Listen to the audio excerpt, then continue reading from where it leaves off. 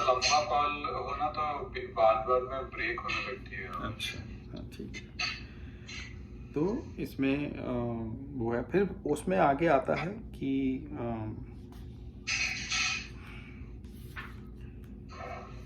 अथ असौ युग संध्या नाम दस्यु प्रायुषु राजसु जनिता विष्णु यशसः नामना कल्कि जगतपति।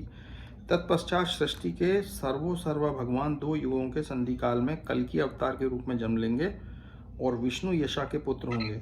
उस समय पृथ्वी के शासक लुटेरे बन चुके होंगे। तो ये भगवान कल्कि अवतार के बारे में जब भगवान का उस समय बताया कि युग संध्या लिखा है इसमें, युगों के बीच, तो मतलब जब कलयुग का जो समय है वो है 4,20,000 साल, और अभी भगवान श्री कृष्ण को जाके लगभग लोग 5,000 बोलते हैं, लेकिन अगर और आप उस पर वो करो, शोध करो, तो लगता है लगभग 8,000 साल, 8 से 10,000 साल पहले भगवान गए। तो इतना समय अगर निकल गया, 10,000 साल समझो, या 7,000 साल, 8,000, तो अभी बहुत समय कलयुग का बाकी है। तो जब कलयुग का अपना वो आएगी उसकी, जब वो अपने पीक पे आएगा, मध्य में आएगा कलयुग, 240 बोलो या 1,20,000, 1,25,000 साल के सम के आसपास जब कलयुग आएगा, तो उस वक्त भगवान कल्कि का अवतार का समय उन लोगों ने बताया हुआ है कि, और वो समय ऐसा हो जाएगा कि संसार, ये जो जगत है, अपने संसार जो है, इसमें जितने भी शासक होंगे वो लुटेरे हो जाएंगे, लोगों को लूटने लगेंगे, शासक ही लूटे लेंगे अपनी प्रजा को। तो ऐसा समय आ जाएगा, तो उस वक्त भगवान कल्कि जो है अवतार लेंगे। ये भगवान कल्कि के अवतार का है। अवतारा ही असंख्येय हरे सत्वनिधे द्विजा यथा अविददासिनः कुल्या सरस्यु सहस्रः। हे ब्राह्मणों, भगवान के अवतार उसी तरह असंख्य हैं जिस प्रकार अक्षय जल के स्रोत से निकलने वाले झरने होते हैं। तो भगवान के अवतार भी असंख्य हैं। ये तो अपन जो पढ़ रहे हैं अभी, ये भगवान के मुख्य अवतार हैं, लेकिन भगवान के कई अवतार ऐसे हैं जिसमें भगवान आते हैं, कार्य करते चले जाते हैं, है ना। राम जी जैसे आए थे, तो राम जी का तो क्योंकि को एक सामान्य अवतार नहीं मानेंगे, वो गुप्त अवतार में आए थे, लेकिन कई अवतार भगवान के ऐसे होंगे कि बहुत ही गुप्त में आते होंगे, अपना कार्य करते, और अभी भी होंगे, बहुत ही कम गुण में, उनमें कम अपनी जो उनकी वो है मात्रा में गुण लेके आए होंगे और अपना कार्य किया चले गए। अब जितने संत लोग आते हैं, एक प्रकार से भगवान के अवतार मान सकते हैं उनको, जिनने, जैसे तुलसीदास जी हैं, तुलसीदास जी भगवान वाल्मीकि के अवतार थे, और इस तरह से मीराबाई जी हैं। हाँ, तुलसीदास जी वाल्मीकि जी के ही तो अवतार हैं। वाल्मीकि जी ने दोबारा इस बार फिर जन्म लिया अभी, अब फिर उसके बाद उनने रामायण को संक्षेप में लिखा। फिर देखो अभी रामायण कितनी प्रचलित है। तो इसी तरह से वो भगवान के, मैं ये बोलूँगा, एक प्रकार से अवतार ही मान सकते हैं अपन उनको, क्योंकि वो इस कैसे कुछ कार्य करने के लिए आ रहे हैं, लेकिन हमें फिर भी उनमें ऐसा नहीं, मतलब वो भगवान तो नहीं है, वो पूर्ण पुरुषोत्तम भगवान श्री कृष्ण से तो किसी की तुलना नहीं हो सकती ना, राम जी से किसी की तुलना नहीं हो सकती ना। लेकिन फिर भी कहने का एक तात्पर्य ये है कि भगवान के असंख्य अवतार हैं, आते रहते हैं, भगवान असंख्य कार्य करते रहते हैं और समय से करते आ रहे हैं। ऋषय मनवः देवा मनुपुत्र महाओजसः कला सर्वे हरे एव स प्रजापतये स्मृतः। सारे ऋषि मनु देवता तथा विशेष रूप से शक्तिशाली मनु की संतानें भगवान के अंश या उन अंशों की कलाएं हैं। इसमें प्रजापति गण भी शामिल है, सम्मिलित है। एते च अंश कला पुंस कृष्ण तु भगवान स्वयं इंद्र अरि व्याकुलम लोकम मृडयन्ति युगे युगे। उपयुक्त सारे अवतार या तो भगवान के पूर्ण अंश या पूर्णांश के अंश हैं, जिसको मैं बोल रहा ना कि कम मात्रा में, तो वो अंश हैं, अंश के भी अंश हैं, कलाएं हैं, वो बहुत कम मात्रा में। लेकिन श्री कृष्ण तो आदि पूर्ण पुरुषोत्तम भगवान है, वो पूर्ण कला में है, पूर्ण अंश है। वे सब विभिन्न लोकों में नास्तिकों द्वारा उपद्रव किए जाने पर प्रकट होते हैं। भगवान नास्तिकों की रक्षा करने के लिए अवतरित होते हैं। तो ये भगवान के अवतारों की वो है इसमें, है ना। एक सेकंड। फिर जन्म गुह्यम भगवतः या एतत् प्रहता नरा सायं प्रातः ग्रहण भक्त्या दुख ग्रमात् विमुच्यते।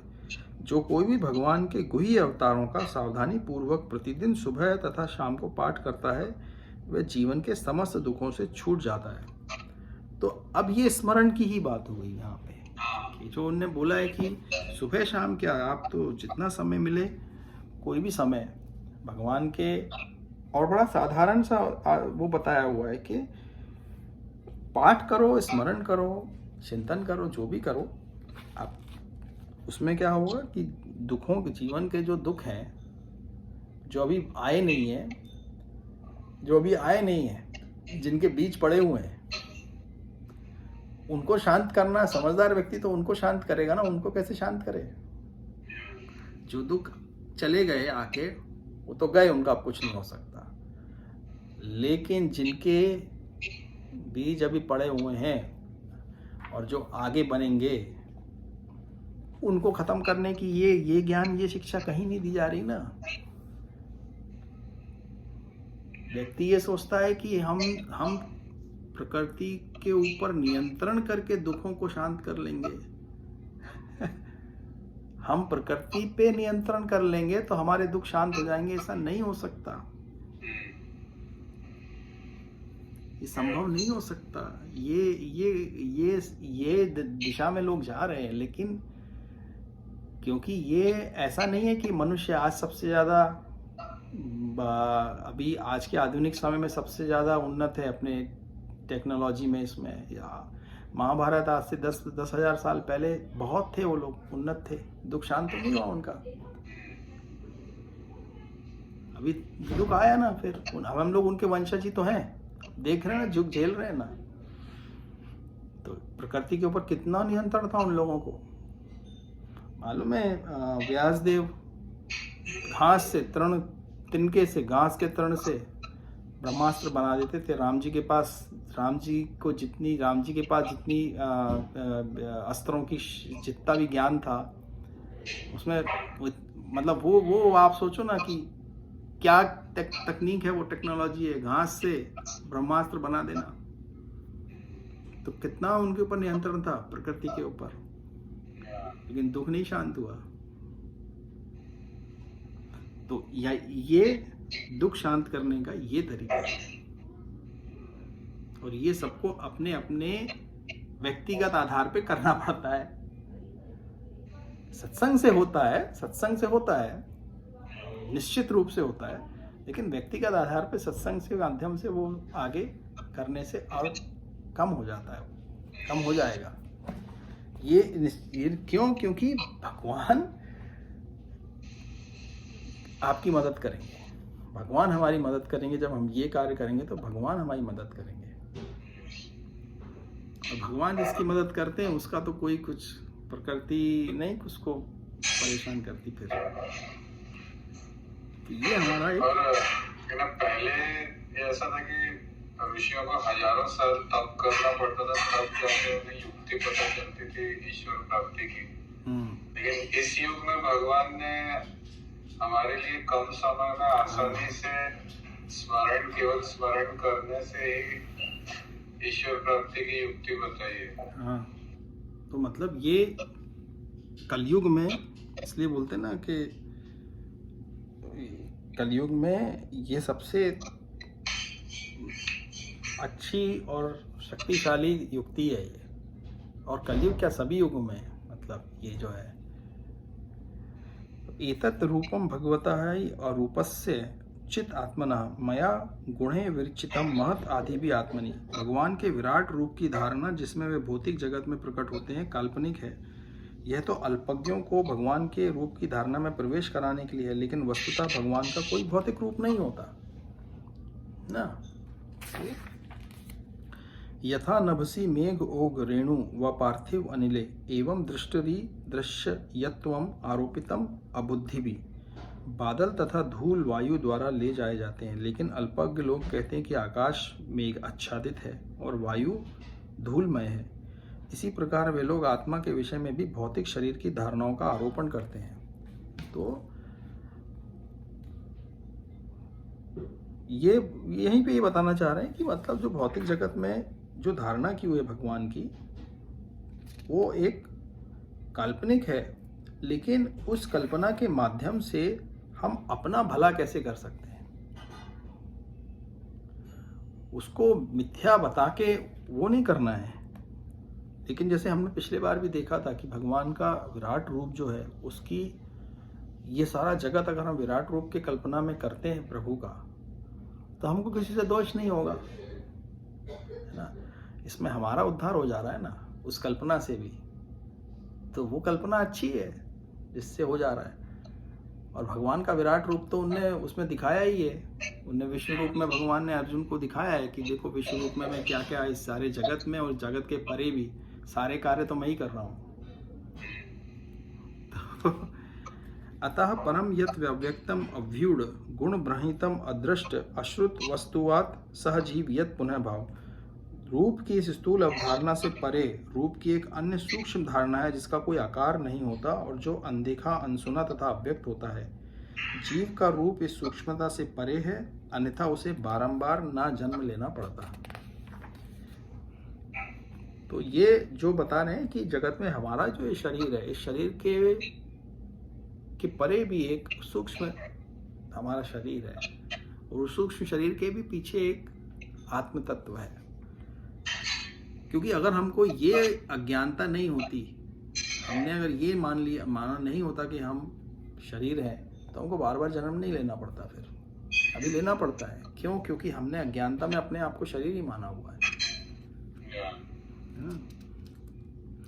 यत्र इमे सत असत रूपे प्रतिषिद्धे स्वसंविदा अविद्यया आत्मनि कृते इति तत् ब्रह्म दर्शनम।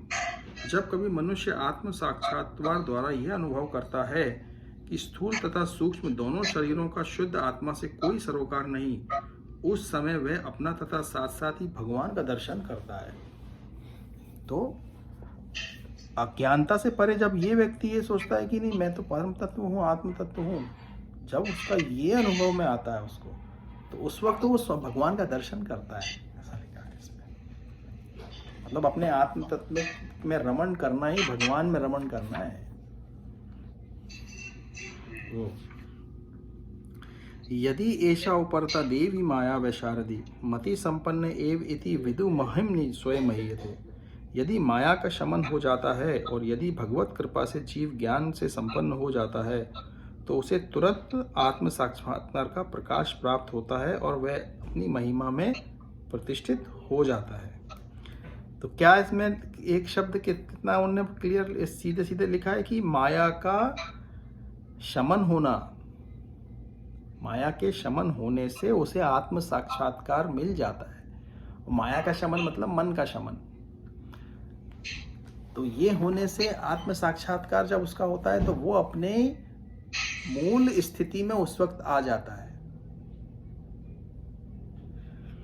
एवं जन्मानि कर्माणि ही अकर्तु अजन्नस्य च वर्णयन्ति स्म कवये वेद गुह्यानि हृत्पते। इस प्रकार विद्वान पुरुष तथा अजन्म तथा अकर्ता के जन्मों तथा कर्मों का वर्णन करते हैं जो वैदिक साहित्य के लिए भी ज्ञेय नहीं है, वे हृदयेश हैं। सह वा इदं विश्वम अमोघ लील सृजति अवति अति न सज्जते अस्मिन् भूतेषु च अंतर्हित आत्मतंत्र षाट वर्गिकम जिघ्रन्ति षट गुण ईश। जिनमें कर्म सदैव निष्कलुष होते हैं, वे भगवान 6 इंद्रियों के स्वामी हैं और 6 ऐश्वर्यों के साथ सर्वशक्तिमान हैं। वे दृश्य ब्रह्मांडों की सृष्टि करते हैं, उनका पालन करते हैं और रंच मात्र भी प्रभावित हुए बिना उनका संहार करते हैं। वे समस्त जीवों के भीतर विद्यमान रहते हैं और सदैव स्वतंत्र होते हैं। तो भगवान, अब यहाँ पे वो भगवान के बारे में थोड़ा बता रहे हैं कि भगवान जो है सारे ऐश्वर्यों के स्वामी हैं। मतलब भगवान के लिए तो कोई गुणों की हम उनकी व्याख्या करते रहे तो वो अनंत समय तक करते रहेंगे, कोई उसका आना वो नहीं है। परमात्मा के लिए कोई उनके गुण रूप लीला सारी अनंत है और अद्वितीय है और दिव्य है वो सब की सब। तो उनका तो सिर्फ जितना भी आप कर लो उससे हमको उसका लाभ ही होने वाला है। इतना भी किया तो भी लाभ होने वाला है उससे। तो वही सब कुछ करते हैं, यहाँ पे लिखा है ना, वही सृष्टि करते हैं, वही पालन करते हैं, वही उसका लय करते हैं, लेकिन वो रंच मात्र भी उसमें वो नहीं होते, रंच मात्र भी वो उससे प्रभावित नहीं होते। तो भगवान के सारे ये सब ऐश्वर्य हैं, जितना भी ऐश्वर्य, अगर आप देखो स्वर्ग का ऐश्वर्य देखो, धरती का तो ऐश्वर्य कुछ भी नहीं है यहाँ पे, तो जो है उनका कोई भी ऐश्वर्य नहीं है, लेकिन स्वर्ग का आप जितना जाके ऐश्वर्य देखो वो कुछ भी नहीं है। भगवान के ऐश्वर्य के सब भगवान के ऐश्वर्य की ही केवल एक प्रतिबिंब मात्र, छोटा सा प्रतिबिंब ही है बस वो। न च अस्य कश्चित् निपुणेन धातु अवेति जंतु कुमनीशः ऊति नामानि न रूपाणि मन वचोभिः संतवत् नटचर्याम अज्ञः। मूर्ख मनुष्य अपने अल्प अज्ञ के कारण भगवान के रूपों, नामों तथा कर्मों की दिव्य प्रकृति को नहीं जान सकते, क्योंकि वे तो किसी नाटक में एक पात्र की तरह कार्य कर रहे होते हैं। ना ही ऐसे मनुष्य अपने तर्क या अपनी वाणी द्वारा भी ऐसी बातों को व्यक्त कर सकते हैं।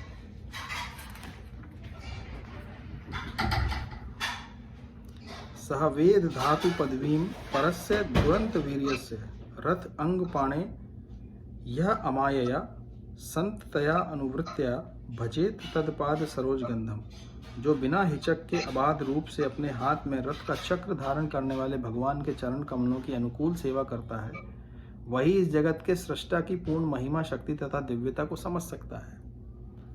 जो भगवान की भक्ति करता है वही तो समझ सकता है, बाकी जो भक्ति नहीं करेगा या भगवान के उसका स्मरण नहीं करेगा तो उसको उसकी लीला, भगवान की लीला समझ में आएगी नहीं, भगवान उसके लिए सहायक भी नहीं होंगे, क्योंकि भगवान किसी के जो उसकी इच्छा है, जो कुछ फ्री विल है, उसमें इंटरफेयर नहीं करते। जिसकी जैसी इच्छा होती है उसकी इच्छा के अनुसार भगवान, उसकी इच्छा नहीं है भगवान को भक्ति करने की, भगवान वो भी उसको स्वतंत्र रखते हैं। स्वतंत्र हो, जो भी जैसा भी करना चाहते हो, जीव को भगवान ने स्वतंत्रता दी है, और यही जीव का सबसे बड़ा, जो ये स्वतंत्रता दे दी ना जीव को, ये उसका सबसे बड़ा, इसको बोलते ना सबसे बड़ा हथियार भी है, और वो दो धारी तलवार की तरह है। वो सबसे ज़्यादा नुकसान उसी ने किया है, और वही फ्री विल।